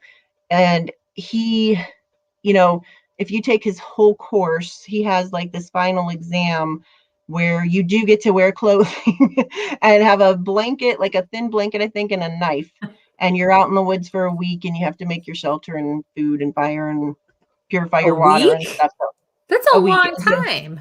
it is a long time, and I'm going to do it someday. That's on my bucket list. Good for you. So, Yeah, Yep. talk to us quick about this bucket list of yours, because you have, some of the things I've watched, some of the things I've heard, you really always refer to this bucket list. And I think it's really cool. I think we all should have one. Yes. I think we should. Like, I wish it wouldn't have taken me so long, because now, I'm in my 50s. I can't get around. I'm not terrible, but Oh, I can't, stop. like, I wouldn't be able to outrun you if there was a bear. So, We just have to outrun Ray, Mike, and Paul. It's all good. okay, so we're good. Yeah, But we're I good. just wish I would have started it sooner. But you know what? It started when it was supposed to. Right. So I have all of these things I want to do, and I keep adding to it. And most of the things at this point do have to do with Bigfoot, but it's not a Bigfoot bucket list. It's just, I really like Bigfoot. So it's like, I want to go here. I want to do this. I want to do that, or whatever. But my number one thing on my bucket list has nothing to do with Bigfoot. I don't know why I haven't done it yet. It's just, I'm always out of town. I want to be in a demolition derby. Those are really so bad. much fun. We've I've got never a been really one. good one here. I want to be in going one, to and I those. want to win. Like, I'm really competitive. I want to win one. So I know I probably won't win the first one, but because the barricades will be this far, and I'll just be Yeah. But I really want to, I want to be in more than one, I guess, then, because I want to to get up to really smashing into people. So I think it would be fun. I think that would be awesome. Get into the school buses instead of the cars. Yes. Seriously. Yes. Oh my So gosh. we have a really good one at our county fair, but I've just been in Washington, or it's always Labor Day weekend, and I've been traveling for a while since my bucket list has been happening. Gotcha. So I'm going to have to stay in town one of these times. But no, it's just it's not it might sound like a negative thing, because, I have it because I had my cancer and I had some other diseases I had to deal with and stuff. So I'm like, you don't know how much time you have. Because, I talked about how I was the sick one in the family. I had all the diseases and stuff. And then it was another family member who very suddenly passed away. And I'm like, oh, it's not going to be me. And it was just so shocking. I'm like, you really don't know how much time you have. And so, and that's true. It could be we all talk about, you could get hit by a truck. You could. It's very true. So there's things I want to do while I'm still here and still capable of doing them. And so why not do them? And it can be something like being a demolition derby, and you work toward that, you make steps to work toward it. But it can be something like, I really want Dr. Meldrum to be on a Zoobook call, and I'm afraid to call him. I don't want to bother him. And I have learned it does not hurt to ask. Right. Why not ask? And more often than not, people will say yes. Yeah. And more often than not, they'll like it, they'll enjoy it. Yeah. So I am not afraid to go after things anymore. That's wonderful. So I have to ask the question I always ask everybody in your position. Okay. Coming from my perspective. Okay. Do you think there's any connection with Bigfoot, cryptids, with the paranormal? Do you think that there is something to this or not? I think that there very well could be. I have very good friends, some of my best friends, who think the polar opposite of me, or I wouldn't even want to say think, who research in ways the polar opposite than I do, because what makes us such good friends is they're not saying they're right. I'm not saying I'm right. So what I say, and I mean it, is that my interest is in Bigfoot just being a natural animal of some sort, maybe really smart, some type of a primate, not sure where it would land on the scale. That's what I'm interested in. So that's where my brain goes. That's where my experiments, if you want to call it that, go toward that, like the pheromone chips and things like that. And I'm listening for audio of an animal. But, I have other very good friends and people I respect a lot who are looking at it more in a paranormal way. And I'm fascinated by that. It's not my thing, but I feel the best thing to do, and my friend Jamie King says this often, is to be open-minded and see where your research takes you. Because if you're already, you have these preconceived notions. There's so much, and there's so much infighting about that. Oh, we don't want you on our page. Like, you're stupid. No, you're stupid. No, here, I have my puppet hands. I'm sorry, my puppet hands. You're such a teacher.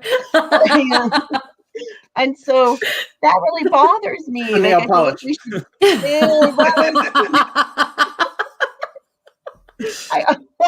But it bothers me that people fight over it because we don't know. Right. I don't claim to have all the answers. If Bigfoot turns out to be like an alien or something paranormal, I'm like fine with that. And I think it would be really cool. It's just not if it were, I don't know that I'd be researching it as much because I'm really interested in animals. So I'm trying to see, could that pan out, but it might not. So I also go ahead. No, go ahead. I was just going to say, I feel sometimes like I'll get a lot of witnesses that have very odd things in their reports. And I like to try to see, okay, like they said, the color was changing. Could the sun have been hitting it a different way? Could it have different colors in its fur or hair or whatever? And think, could there be a natural explanation? But I also feel like if something is said to be paranormal, to me, that doesn't mean like made up or fictional. To me, that means we just don't have a way to explain it. Right. It doesn't mean it's not true. How many things have we said were paranormal before? I was just talking about this in a Bigfoot group tonight. Oh, see, I must be psychic or something. Yeah, it must be. I was saying, like, I always think about that movie, The Gods Must Be Crazy, when the pop bottle comes out of the airplane and the tribal members like, oh, it's from the gods. So what if something like that is going on with Bigfoot, where we're like, oh, it's supernatural, but we just don't know how to explain it. Right. Paranormal doesn't mean not true to me. Right. Well, and it's important that, again, like debunking or really trying to find the facts and coming at it from different angles. It's important that everyone goes in the direction they're supposed to go or they need to go, because that's how you learn. And like you said, it may or may not pan out. If it doesn't, okay, great. Now we know what we're not looking for anymore, and it points you in another direction. So it all really does come together. And couldn't there be more than one thing going on? Like sometimes people will say they see things in the woods or whatever. Like that doesn't have to be Bigfoot. It could be something else going on, or I don't know. But I am not closed-minded to it at all. Have you seen any orbs in the woods when you're out there going for Bigfoot? I have seen a couple times weird things, as like in Kentucky. And one time in Ohio, I saw these red lights that almost looked like laser dots, like where I thought there was somebody with electronics.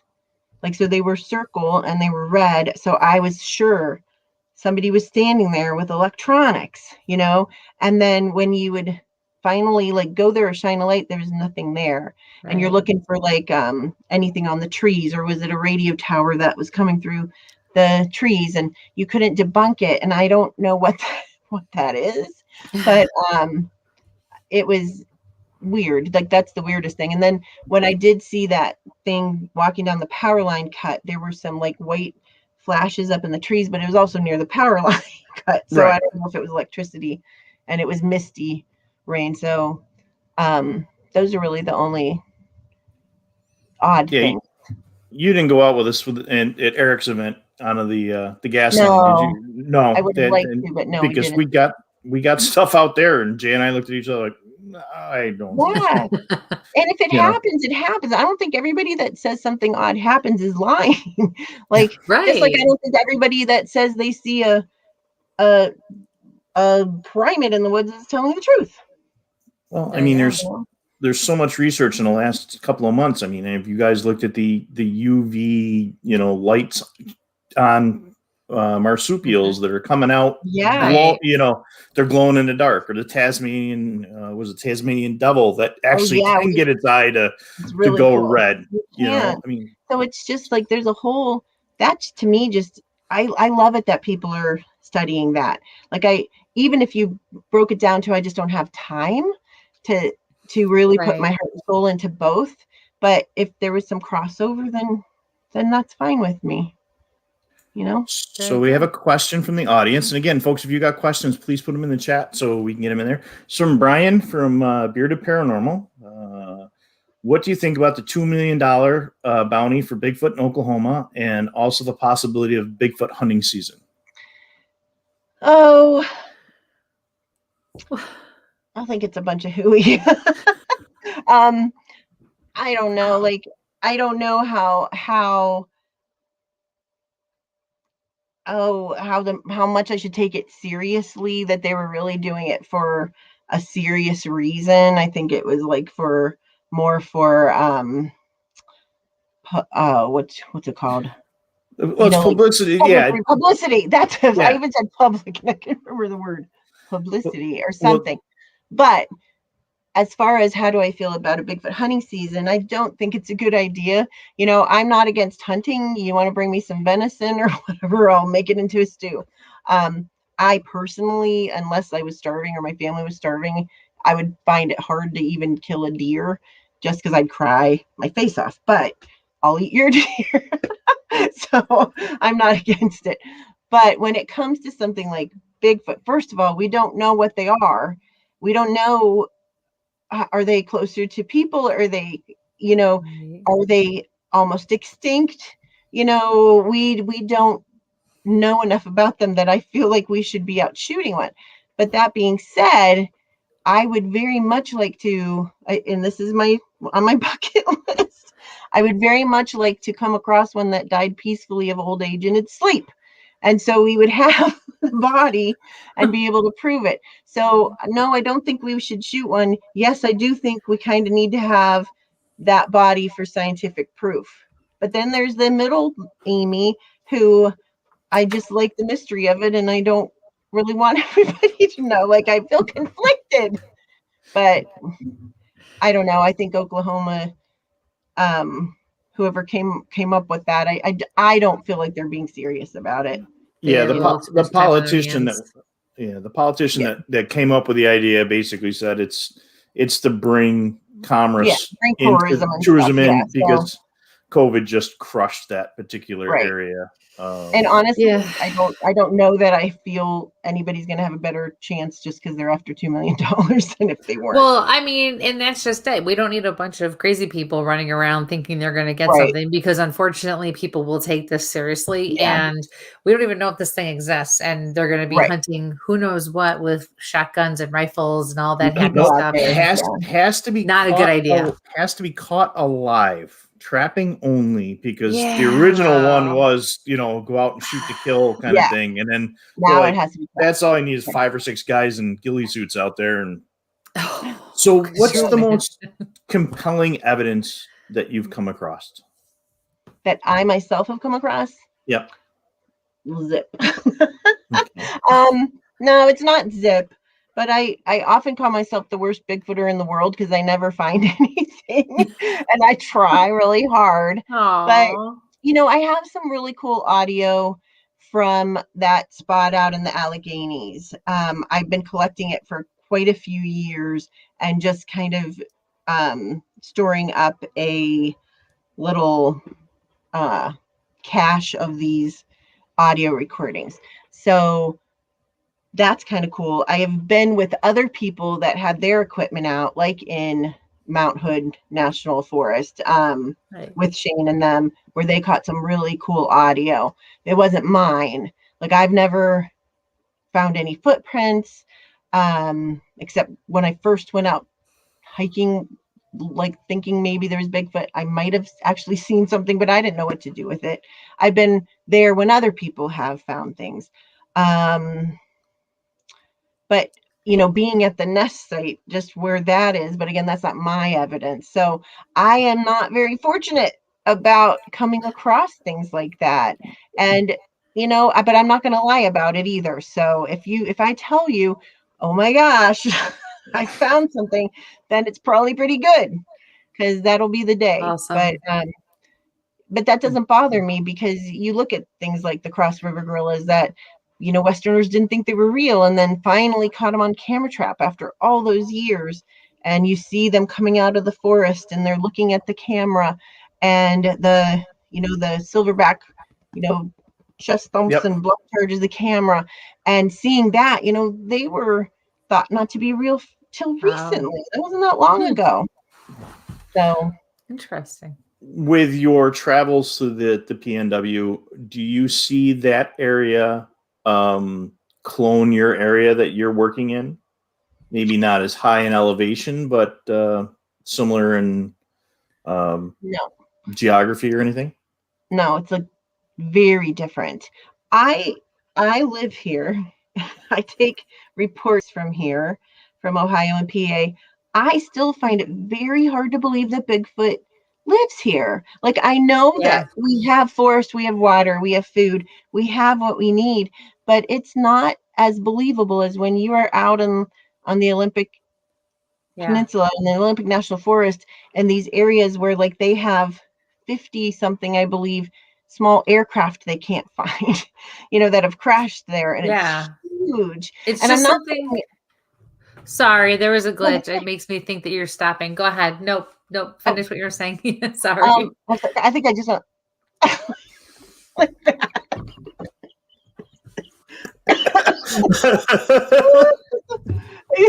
Awesome. What was that? I love somebody that will take her out. Awesome. Sorry. No, right. But I still find it really crazy that people are seeing it here, and I've seen things here. So no, it's really not similar at all. When I was out in Stevens County, Washington, in eastern, northeast, One of those. northeast One of those Washington. places. Then that was that forest there was a little more similar to the Alleghenies. Yeah. Okay. Interesting. I was just wondering if you were seeing this.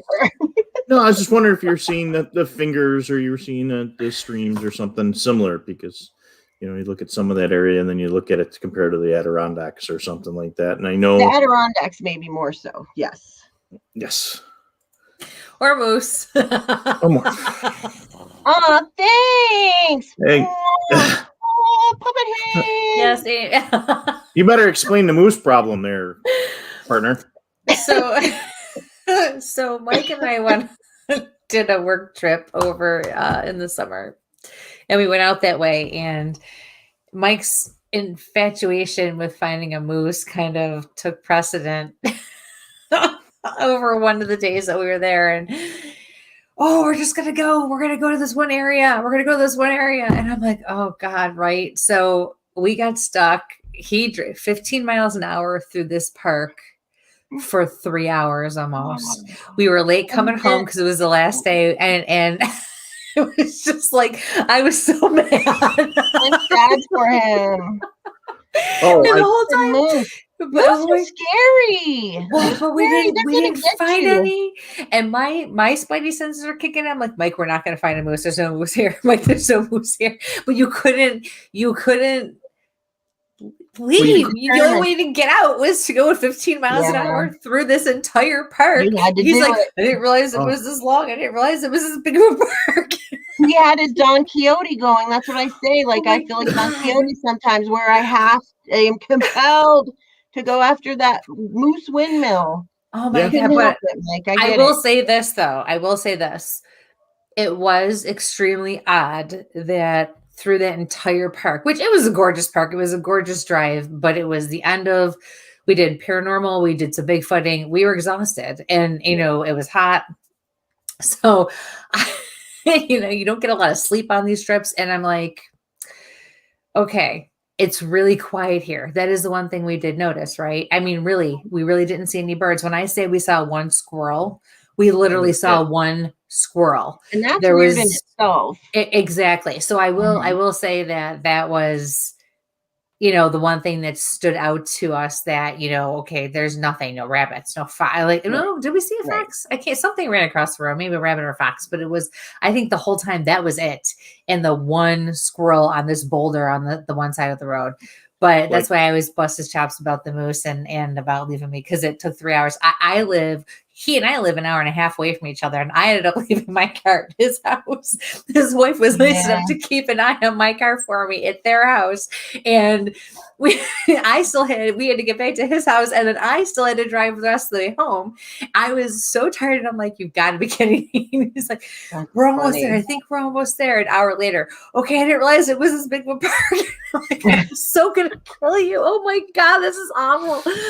Have you ever stuck in the car? Oh, that's so funny. Have you ever gone to that scenic Elk Drive, like near Snowshoe, PA? Oh, the Benazat? Yeah. I think I it's drove supposed back to up. take, It's 3 hours from my house. And it's and it's like supposed an to hour take and a like half 2 hours to drive it, right? The whole thing. Yeah. And whatever it was supposed to be, that was one of my solo things I did. And it took me double that because I had to stop at every scenic overlook. You have to drive really slow because you're looking on both sides. And I swear I was the only car on that. But I'm the same, Mike. I'm the same. Well, the key out of that is always take a map, because that was the weekend that the GPS satellites went down. They got hijacked Garmin. Yeah. So the Garmin didn't work. The Waze on the cell phones didn't work. Yep. And this is an area that I got from just somebody he local knows. law enforcement and a couple of Bigfooters like, you need to go down this road. But you might have seen a moose and it might have seen you. Yep. I would like to think so. That's nice that you put a positive spin on it, but I still want to rip his head off for that one. I had to call my husband and go, you're not going to believe this. And I was like, I told you I was going to be home at this time. I'm not going to be home until a couple hours after that. He's like, what are you doing? I said, well, Mike got us lost in this park, and now we got to drive this whole thing, and we can't get out until he's like, are you kidding me? Nope. One side of the Adirondacks to the other side of the Adirondacks. Yeah. I love the Adirondacks. I haven't been there for several years. There. It's beautiful. Yeah. I was at I think it was called Loon Lake or something. Yes. Oh, yeah. Oh, and guess what? There were loons. Yes. I didn't expect it. I just thought it was called that. And I remember I was in my tent and they woke me up and it was all misty and that crazy loony sound, which is one of my favorite sounds ever. It was one of the most beautiful moments. It was beautiful. Aww. No Bigfoots or moose though. So where is you've got a bucket list, but where do you really, really want to go Bigfooting? Oh, my number one place, Bigfoot or not, I'd like to go to British Columbia. Ooh. And I would like to look for Bigfoot there for sure. And it's just so beautiful and all the pictures and videos and everything. That's number one. And I also want to go, last year I was supposed to go to 2 of my bucket list places. And I didn't get to go because of COVID. So I have to believe it's either going to happen another time or it just wasn't supposed to happen. But I was supposed to go to Alaska, to Port Chatham. And that was just such a disappointment. I don't know if you've talked about Port Chatham before. It's that fishing village that was we have not. Okay. Yeah. It's a real place, and it was mid-century, last century. There was a whole fishing village there. Wow. You can only get to this port, to this little village, by boat, and you have to charter a boat to get there. But they had, their houses there. They had a cannery where they would catch the fish and can the fish, and the whole village left, and they said it was because the hairy man was killing people. So it's not a legend.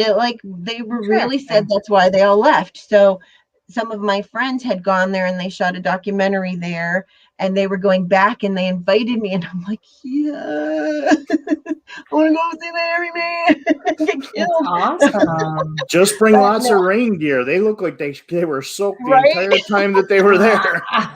And why does that always happen? You go out and it's going to be a good evidence night and it just pours. That's right. Long. In the documentary, it poured a lot.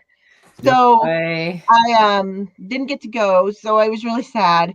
And then the other the third place I'd love to go is out to the Navajo Nation, and I was supposed to go there as well. Just I have such a huge respect. My dad taught me that, for our Indigenous people and First Nations in Canada, and I really was excited about that. But maybe some other time. I totally get it why you couldn't go, obviously with the pandemic and everything. So Right. maybe another time. We only have a few minutes left. Yeah, Can you Mike, believe it? I will send you a picture of what a loon is, but it is Ooh, it's a bird. It's a bird, Michael and I got when he's some. trying to find a moose. Yeah, It kind of looks like a duck, Yeah. but they have With a this haunting sound. froze. Yeah. I got some pitch. pictures. I'll send you some stuff. Yeah. And Listen, then Google at what they sound like because they're really cool. yeah, and they'll freak you out when you wake Yeah. up in the first thing in the morning. So Nick, have you ever investigated the Murfreesboro down southern Illinois? I live in Chicago, but I heard they have the Big Muddy Monster, basically Illinois' version of the Bigfoot. I've heard of the Big Muddy Monster. No, I have never researched there. So I'd love to. You have all these different names for Sasquatch, Bigfoot all over the country, and it's fun to get somewhere local and see what they're saying. But no, I never have been, but I would love to do that someday. Very good. I'm going to put, you can contact Amy at bigfootamy@gmail.com, and I'm going to put that into the chat. What other major events do you have coming up in the next couple of months? Oh gosh, this year I wasn't sure if we were going to be able to travel, if things were going to be open. So I've kind of pared down my traveling a little bit. I'm going to be out at the Medellin Falls Bigfoot Conference in June out in Northeast Washington. And so that's going to be a lot of fun. A lot of my friends are speaking there as well. And then I'm going to be doing some traveling, some camping, remote camping directly after that. Then I'm going to be going out to another event in Oregon at the same time. So June's going to be a lot of my Pacific Northwest stuff. But I'm doing a lot of, especially after having been so ill with COVID myself, I've had to cancel some things. And I'm doing more writing. I'm writing a book, and I am determined to get that finished this year. That's great. So, but I'm doing lots of different things, and I'm spending more time out in the woods myself. I've last year or the year before, I did a lot of speaking and traveling, and I love traveling, but I want to be out in the woods too. So I need to make sure I have a balance there. Right. I'll be out at the Sasquatch Triangle Conference in Coshocton, Ohio, Sunday, May 16th, but a lot of us are going to be camping that whole weekend. It's not my conference or anything, but a friend of mine is putting it on, and just going to be out there to support him. They have some great speakers, including Shane Corson from the Olympic Project. He's going to be a speaker. So just a lot of Project Zoobook has some things up our sleeve that we're going to be doing as well. Any conferences in PA? Brian was asking, and I just put that in there. Nothing. PA. That I'm going to. No, I know there's some good ones going on, but not like a lot of times there's like conflicting dates and stuff like that. Right. So not that I know of. I'll be out there in my spot though, a lot. In Allegheny National Forest, I'll just say it's near Marionville. It was where I get a whole lot of sighting reports. So that's where I go. Very interesting. Mm-hmm. Well, good. It's been a quick 2 hours. Wow. Yeah, so many questions, so many things that are just running through my head here today. That explains the smoke coming out of it. Yeah. This has been really fun. Thank you. Thank you so much for coming on. This was so nice to talk to you. So much information. If you could just hang with us maybe for a quick second afterwards, we just close out quick, and we'll say goodnight to everybody here. And let me switch over to my other screens. So, yes. Thank you, everybody, for joining us this evening. There's the brand. Thank you. As always, Be safe. And sample on. Wow. Yeah. Bye. Where's my button? Good night, everybody.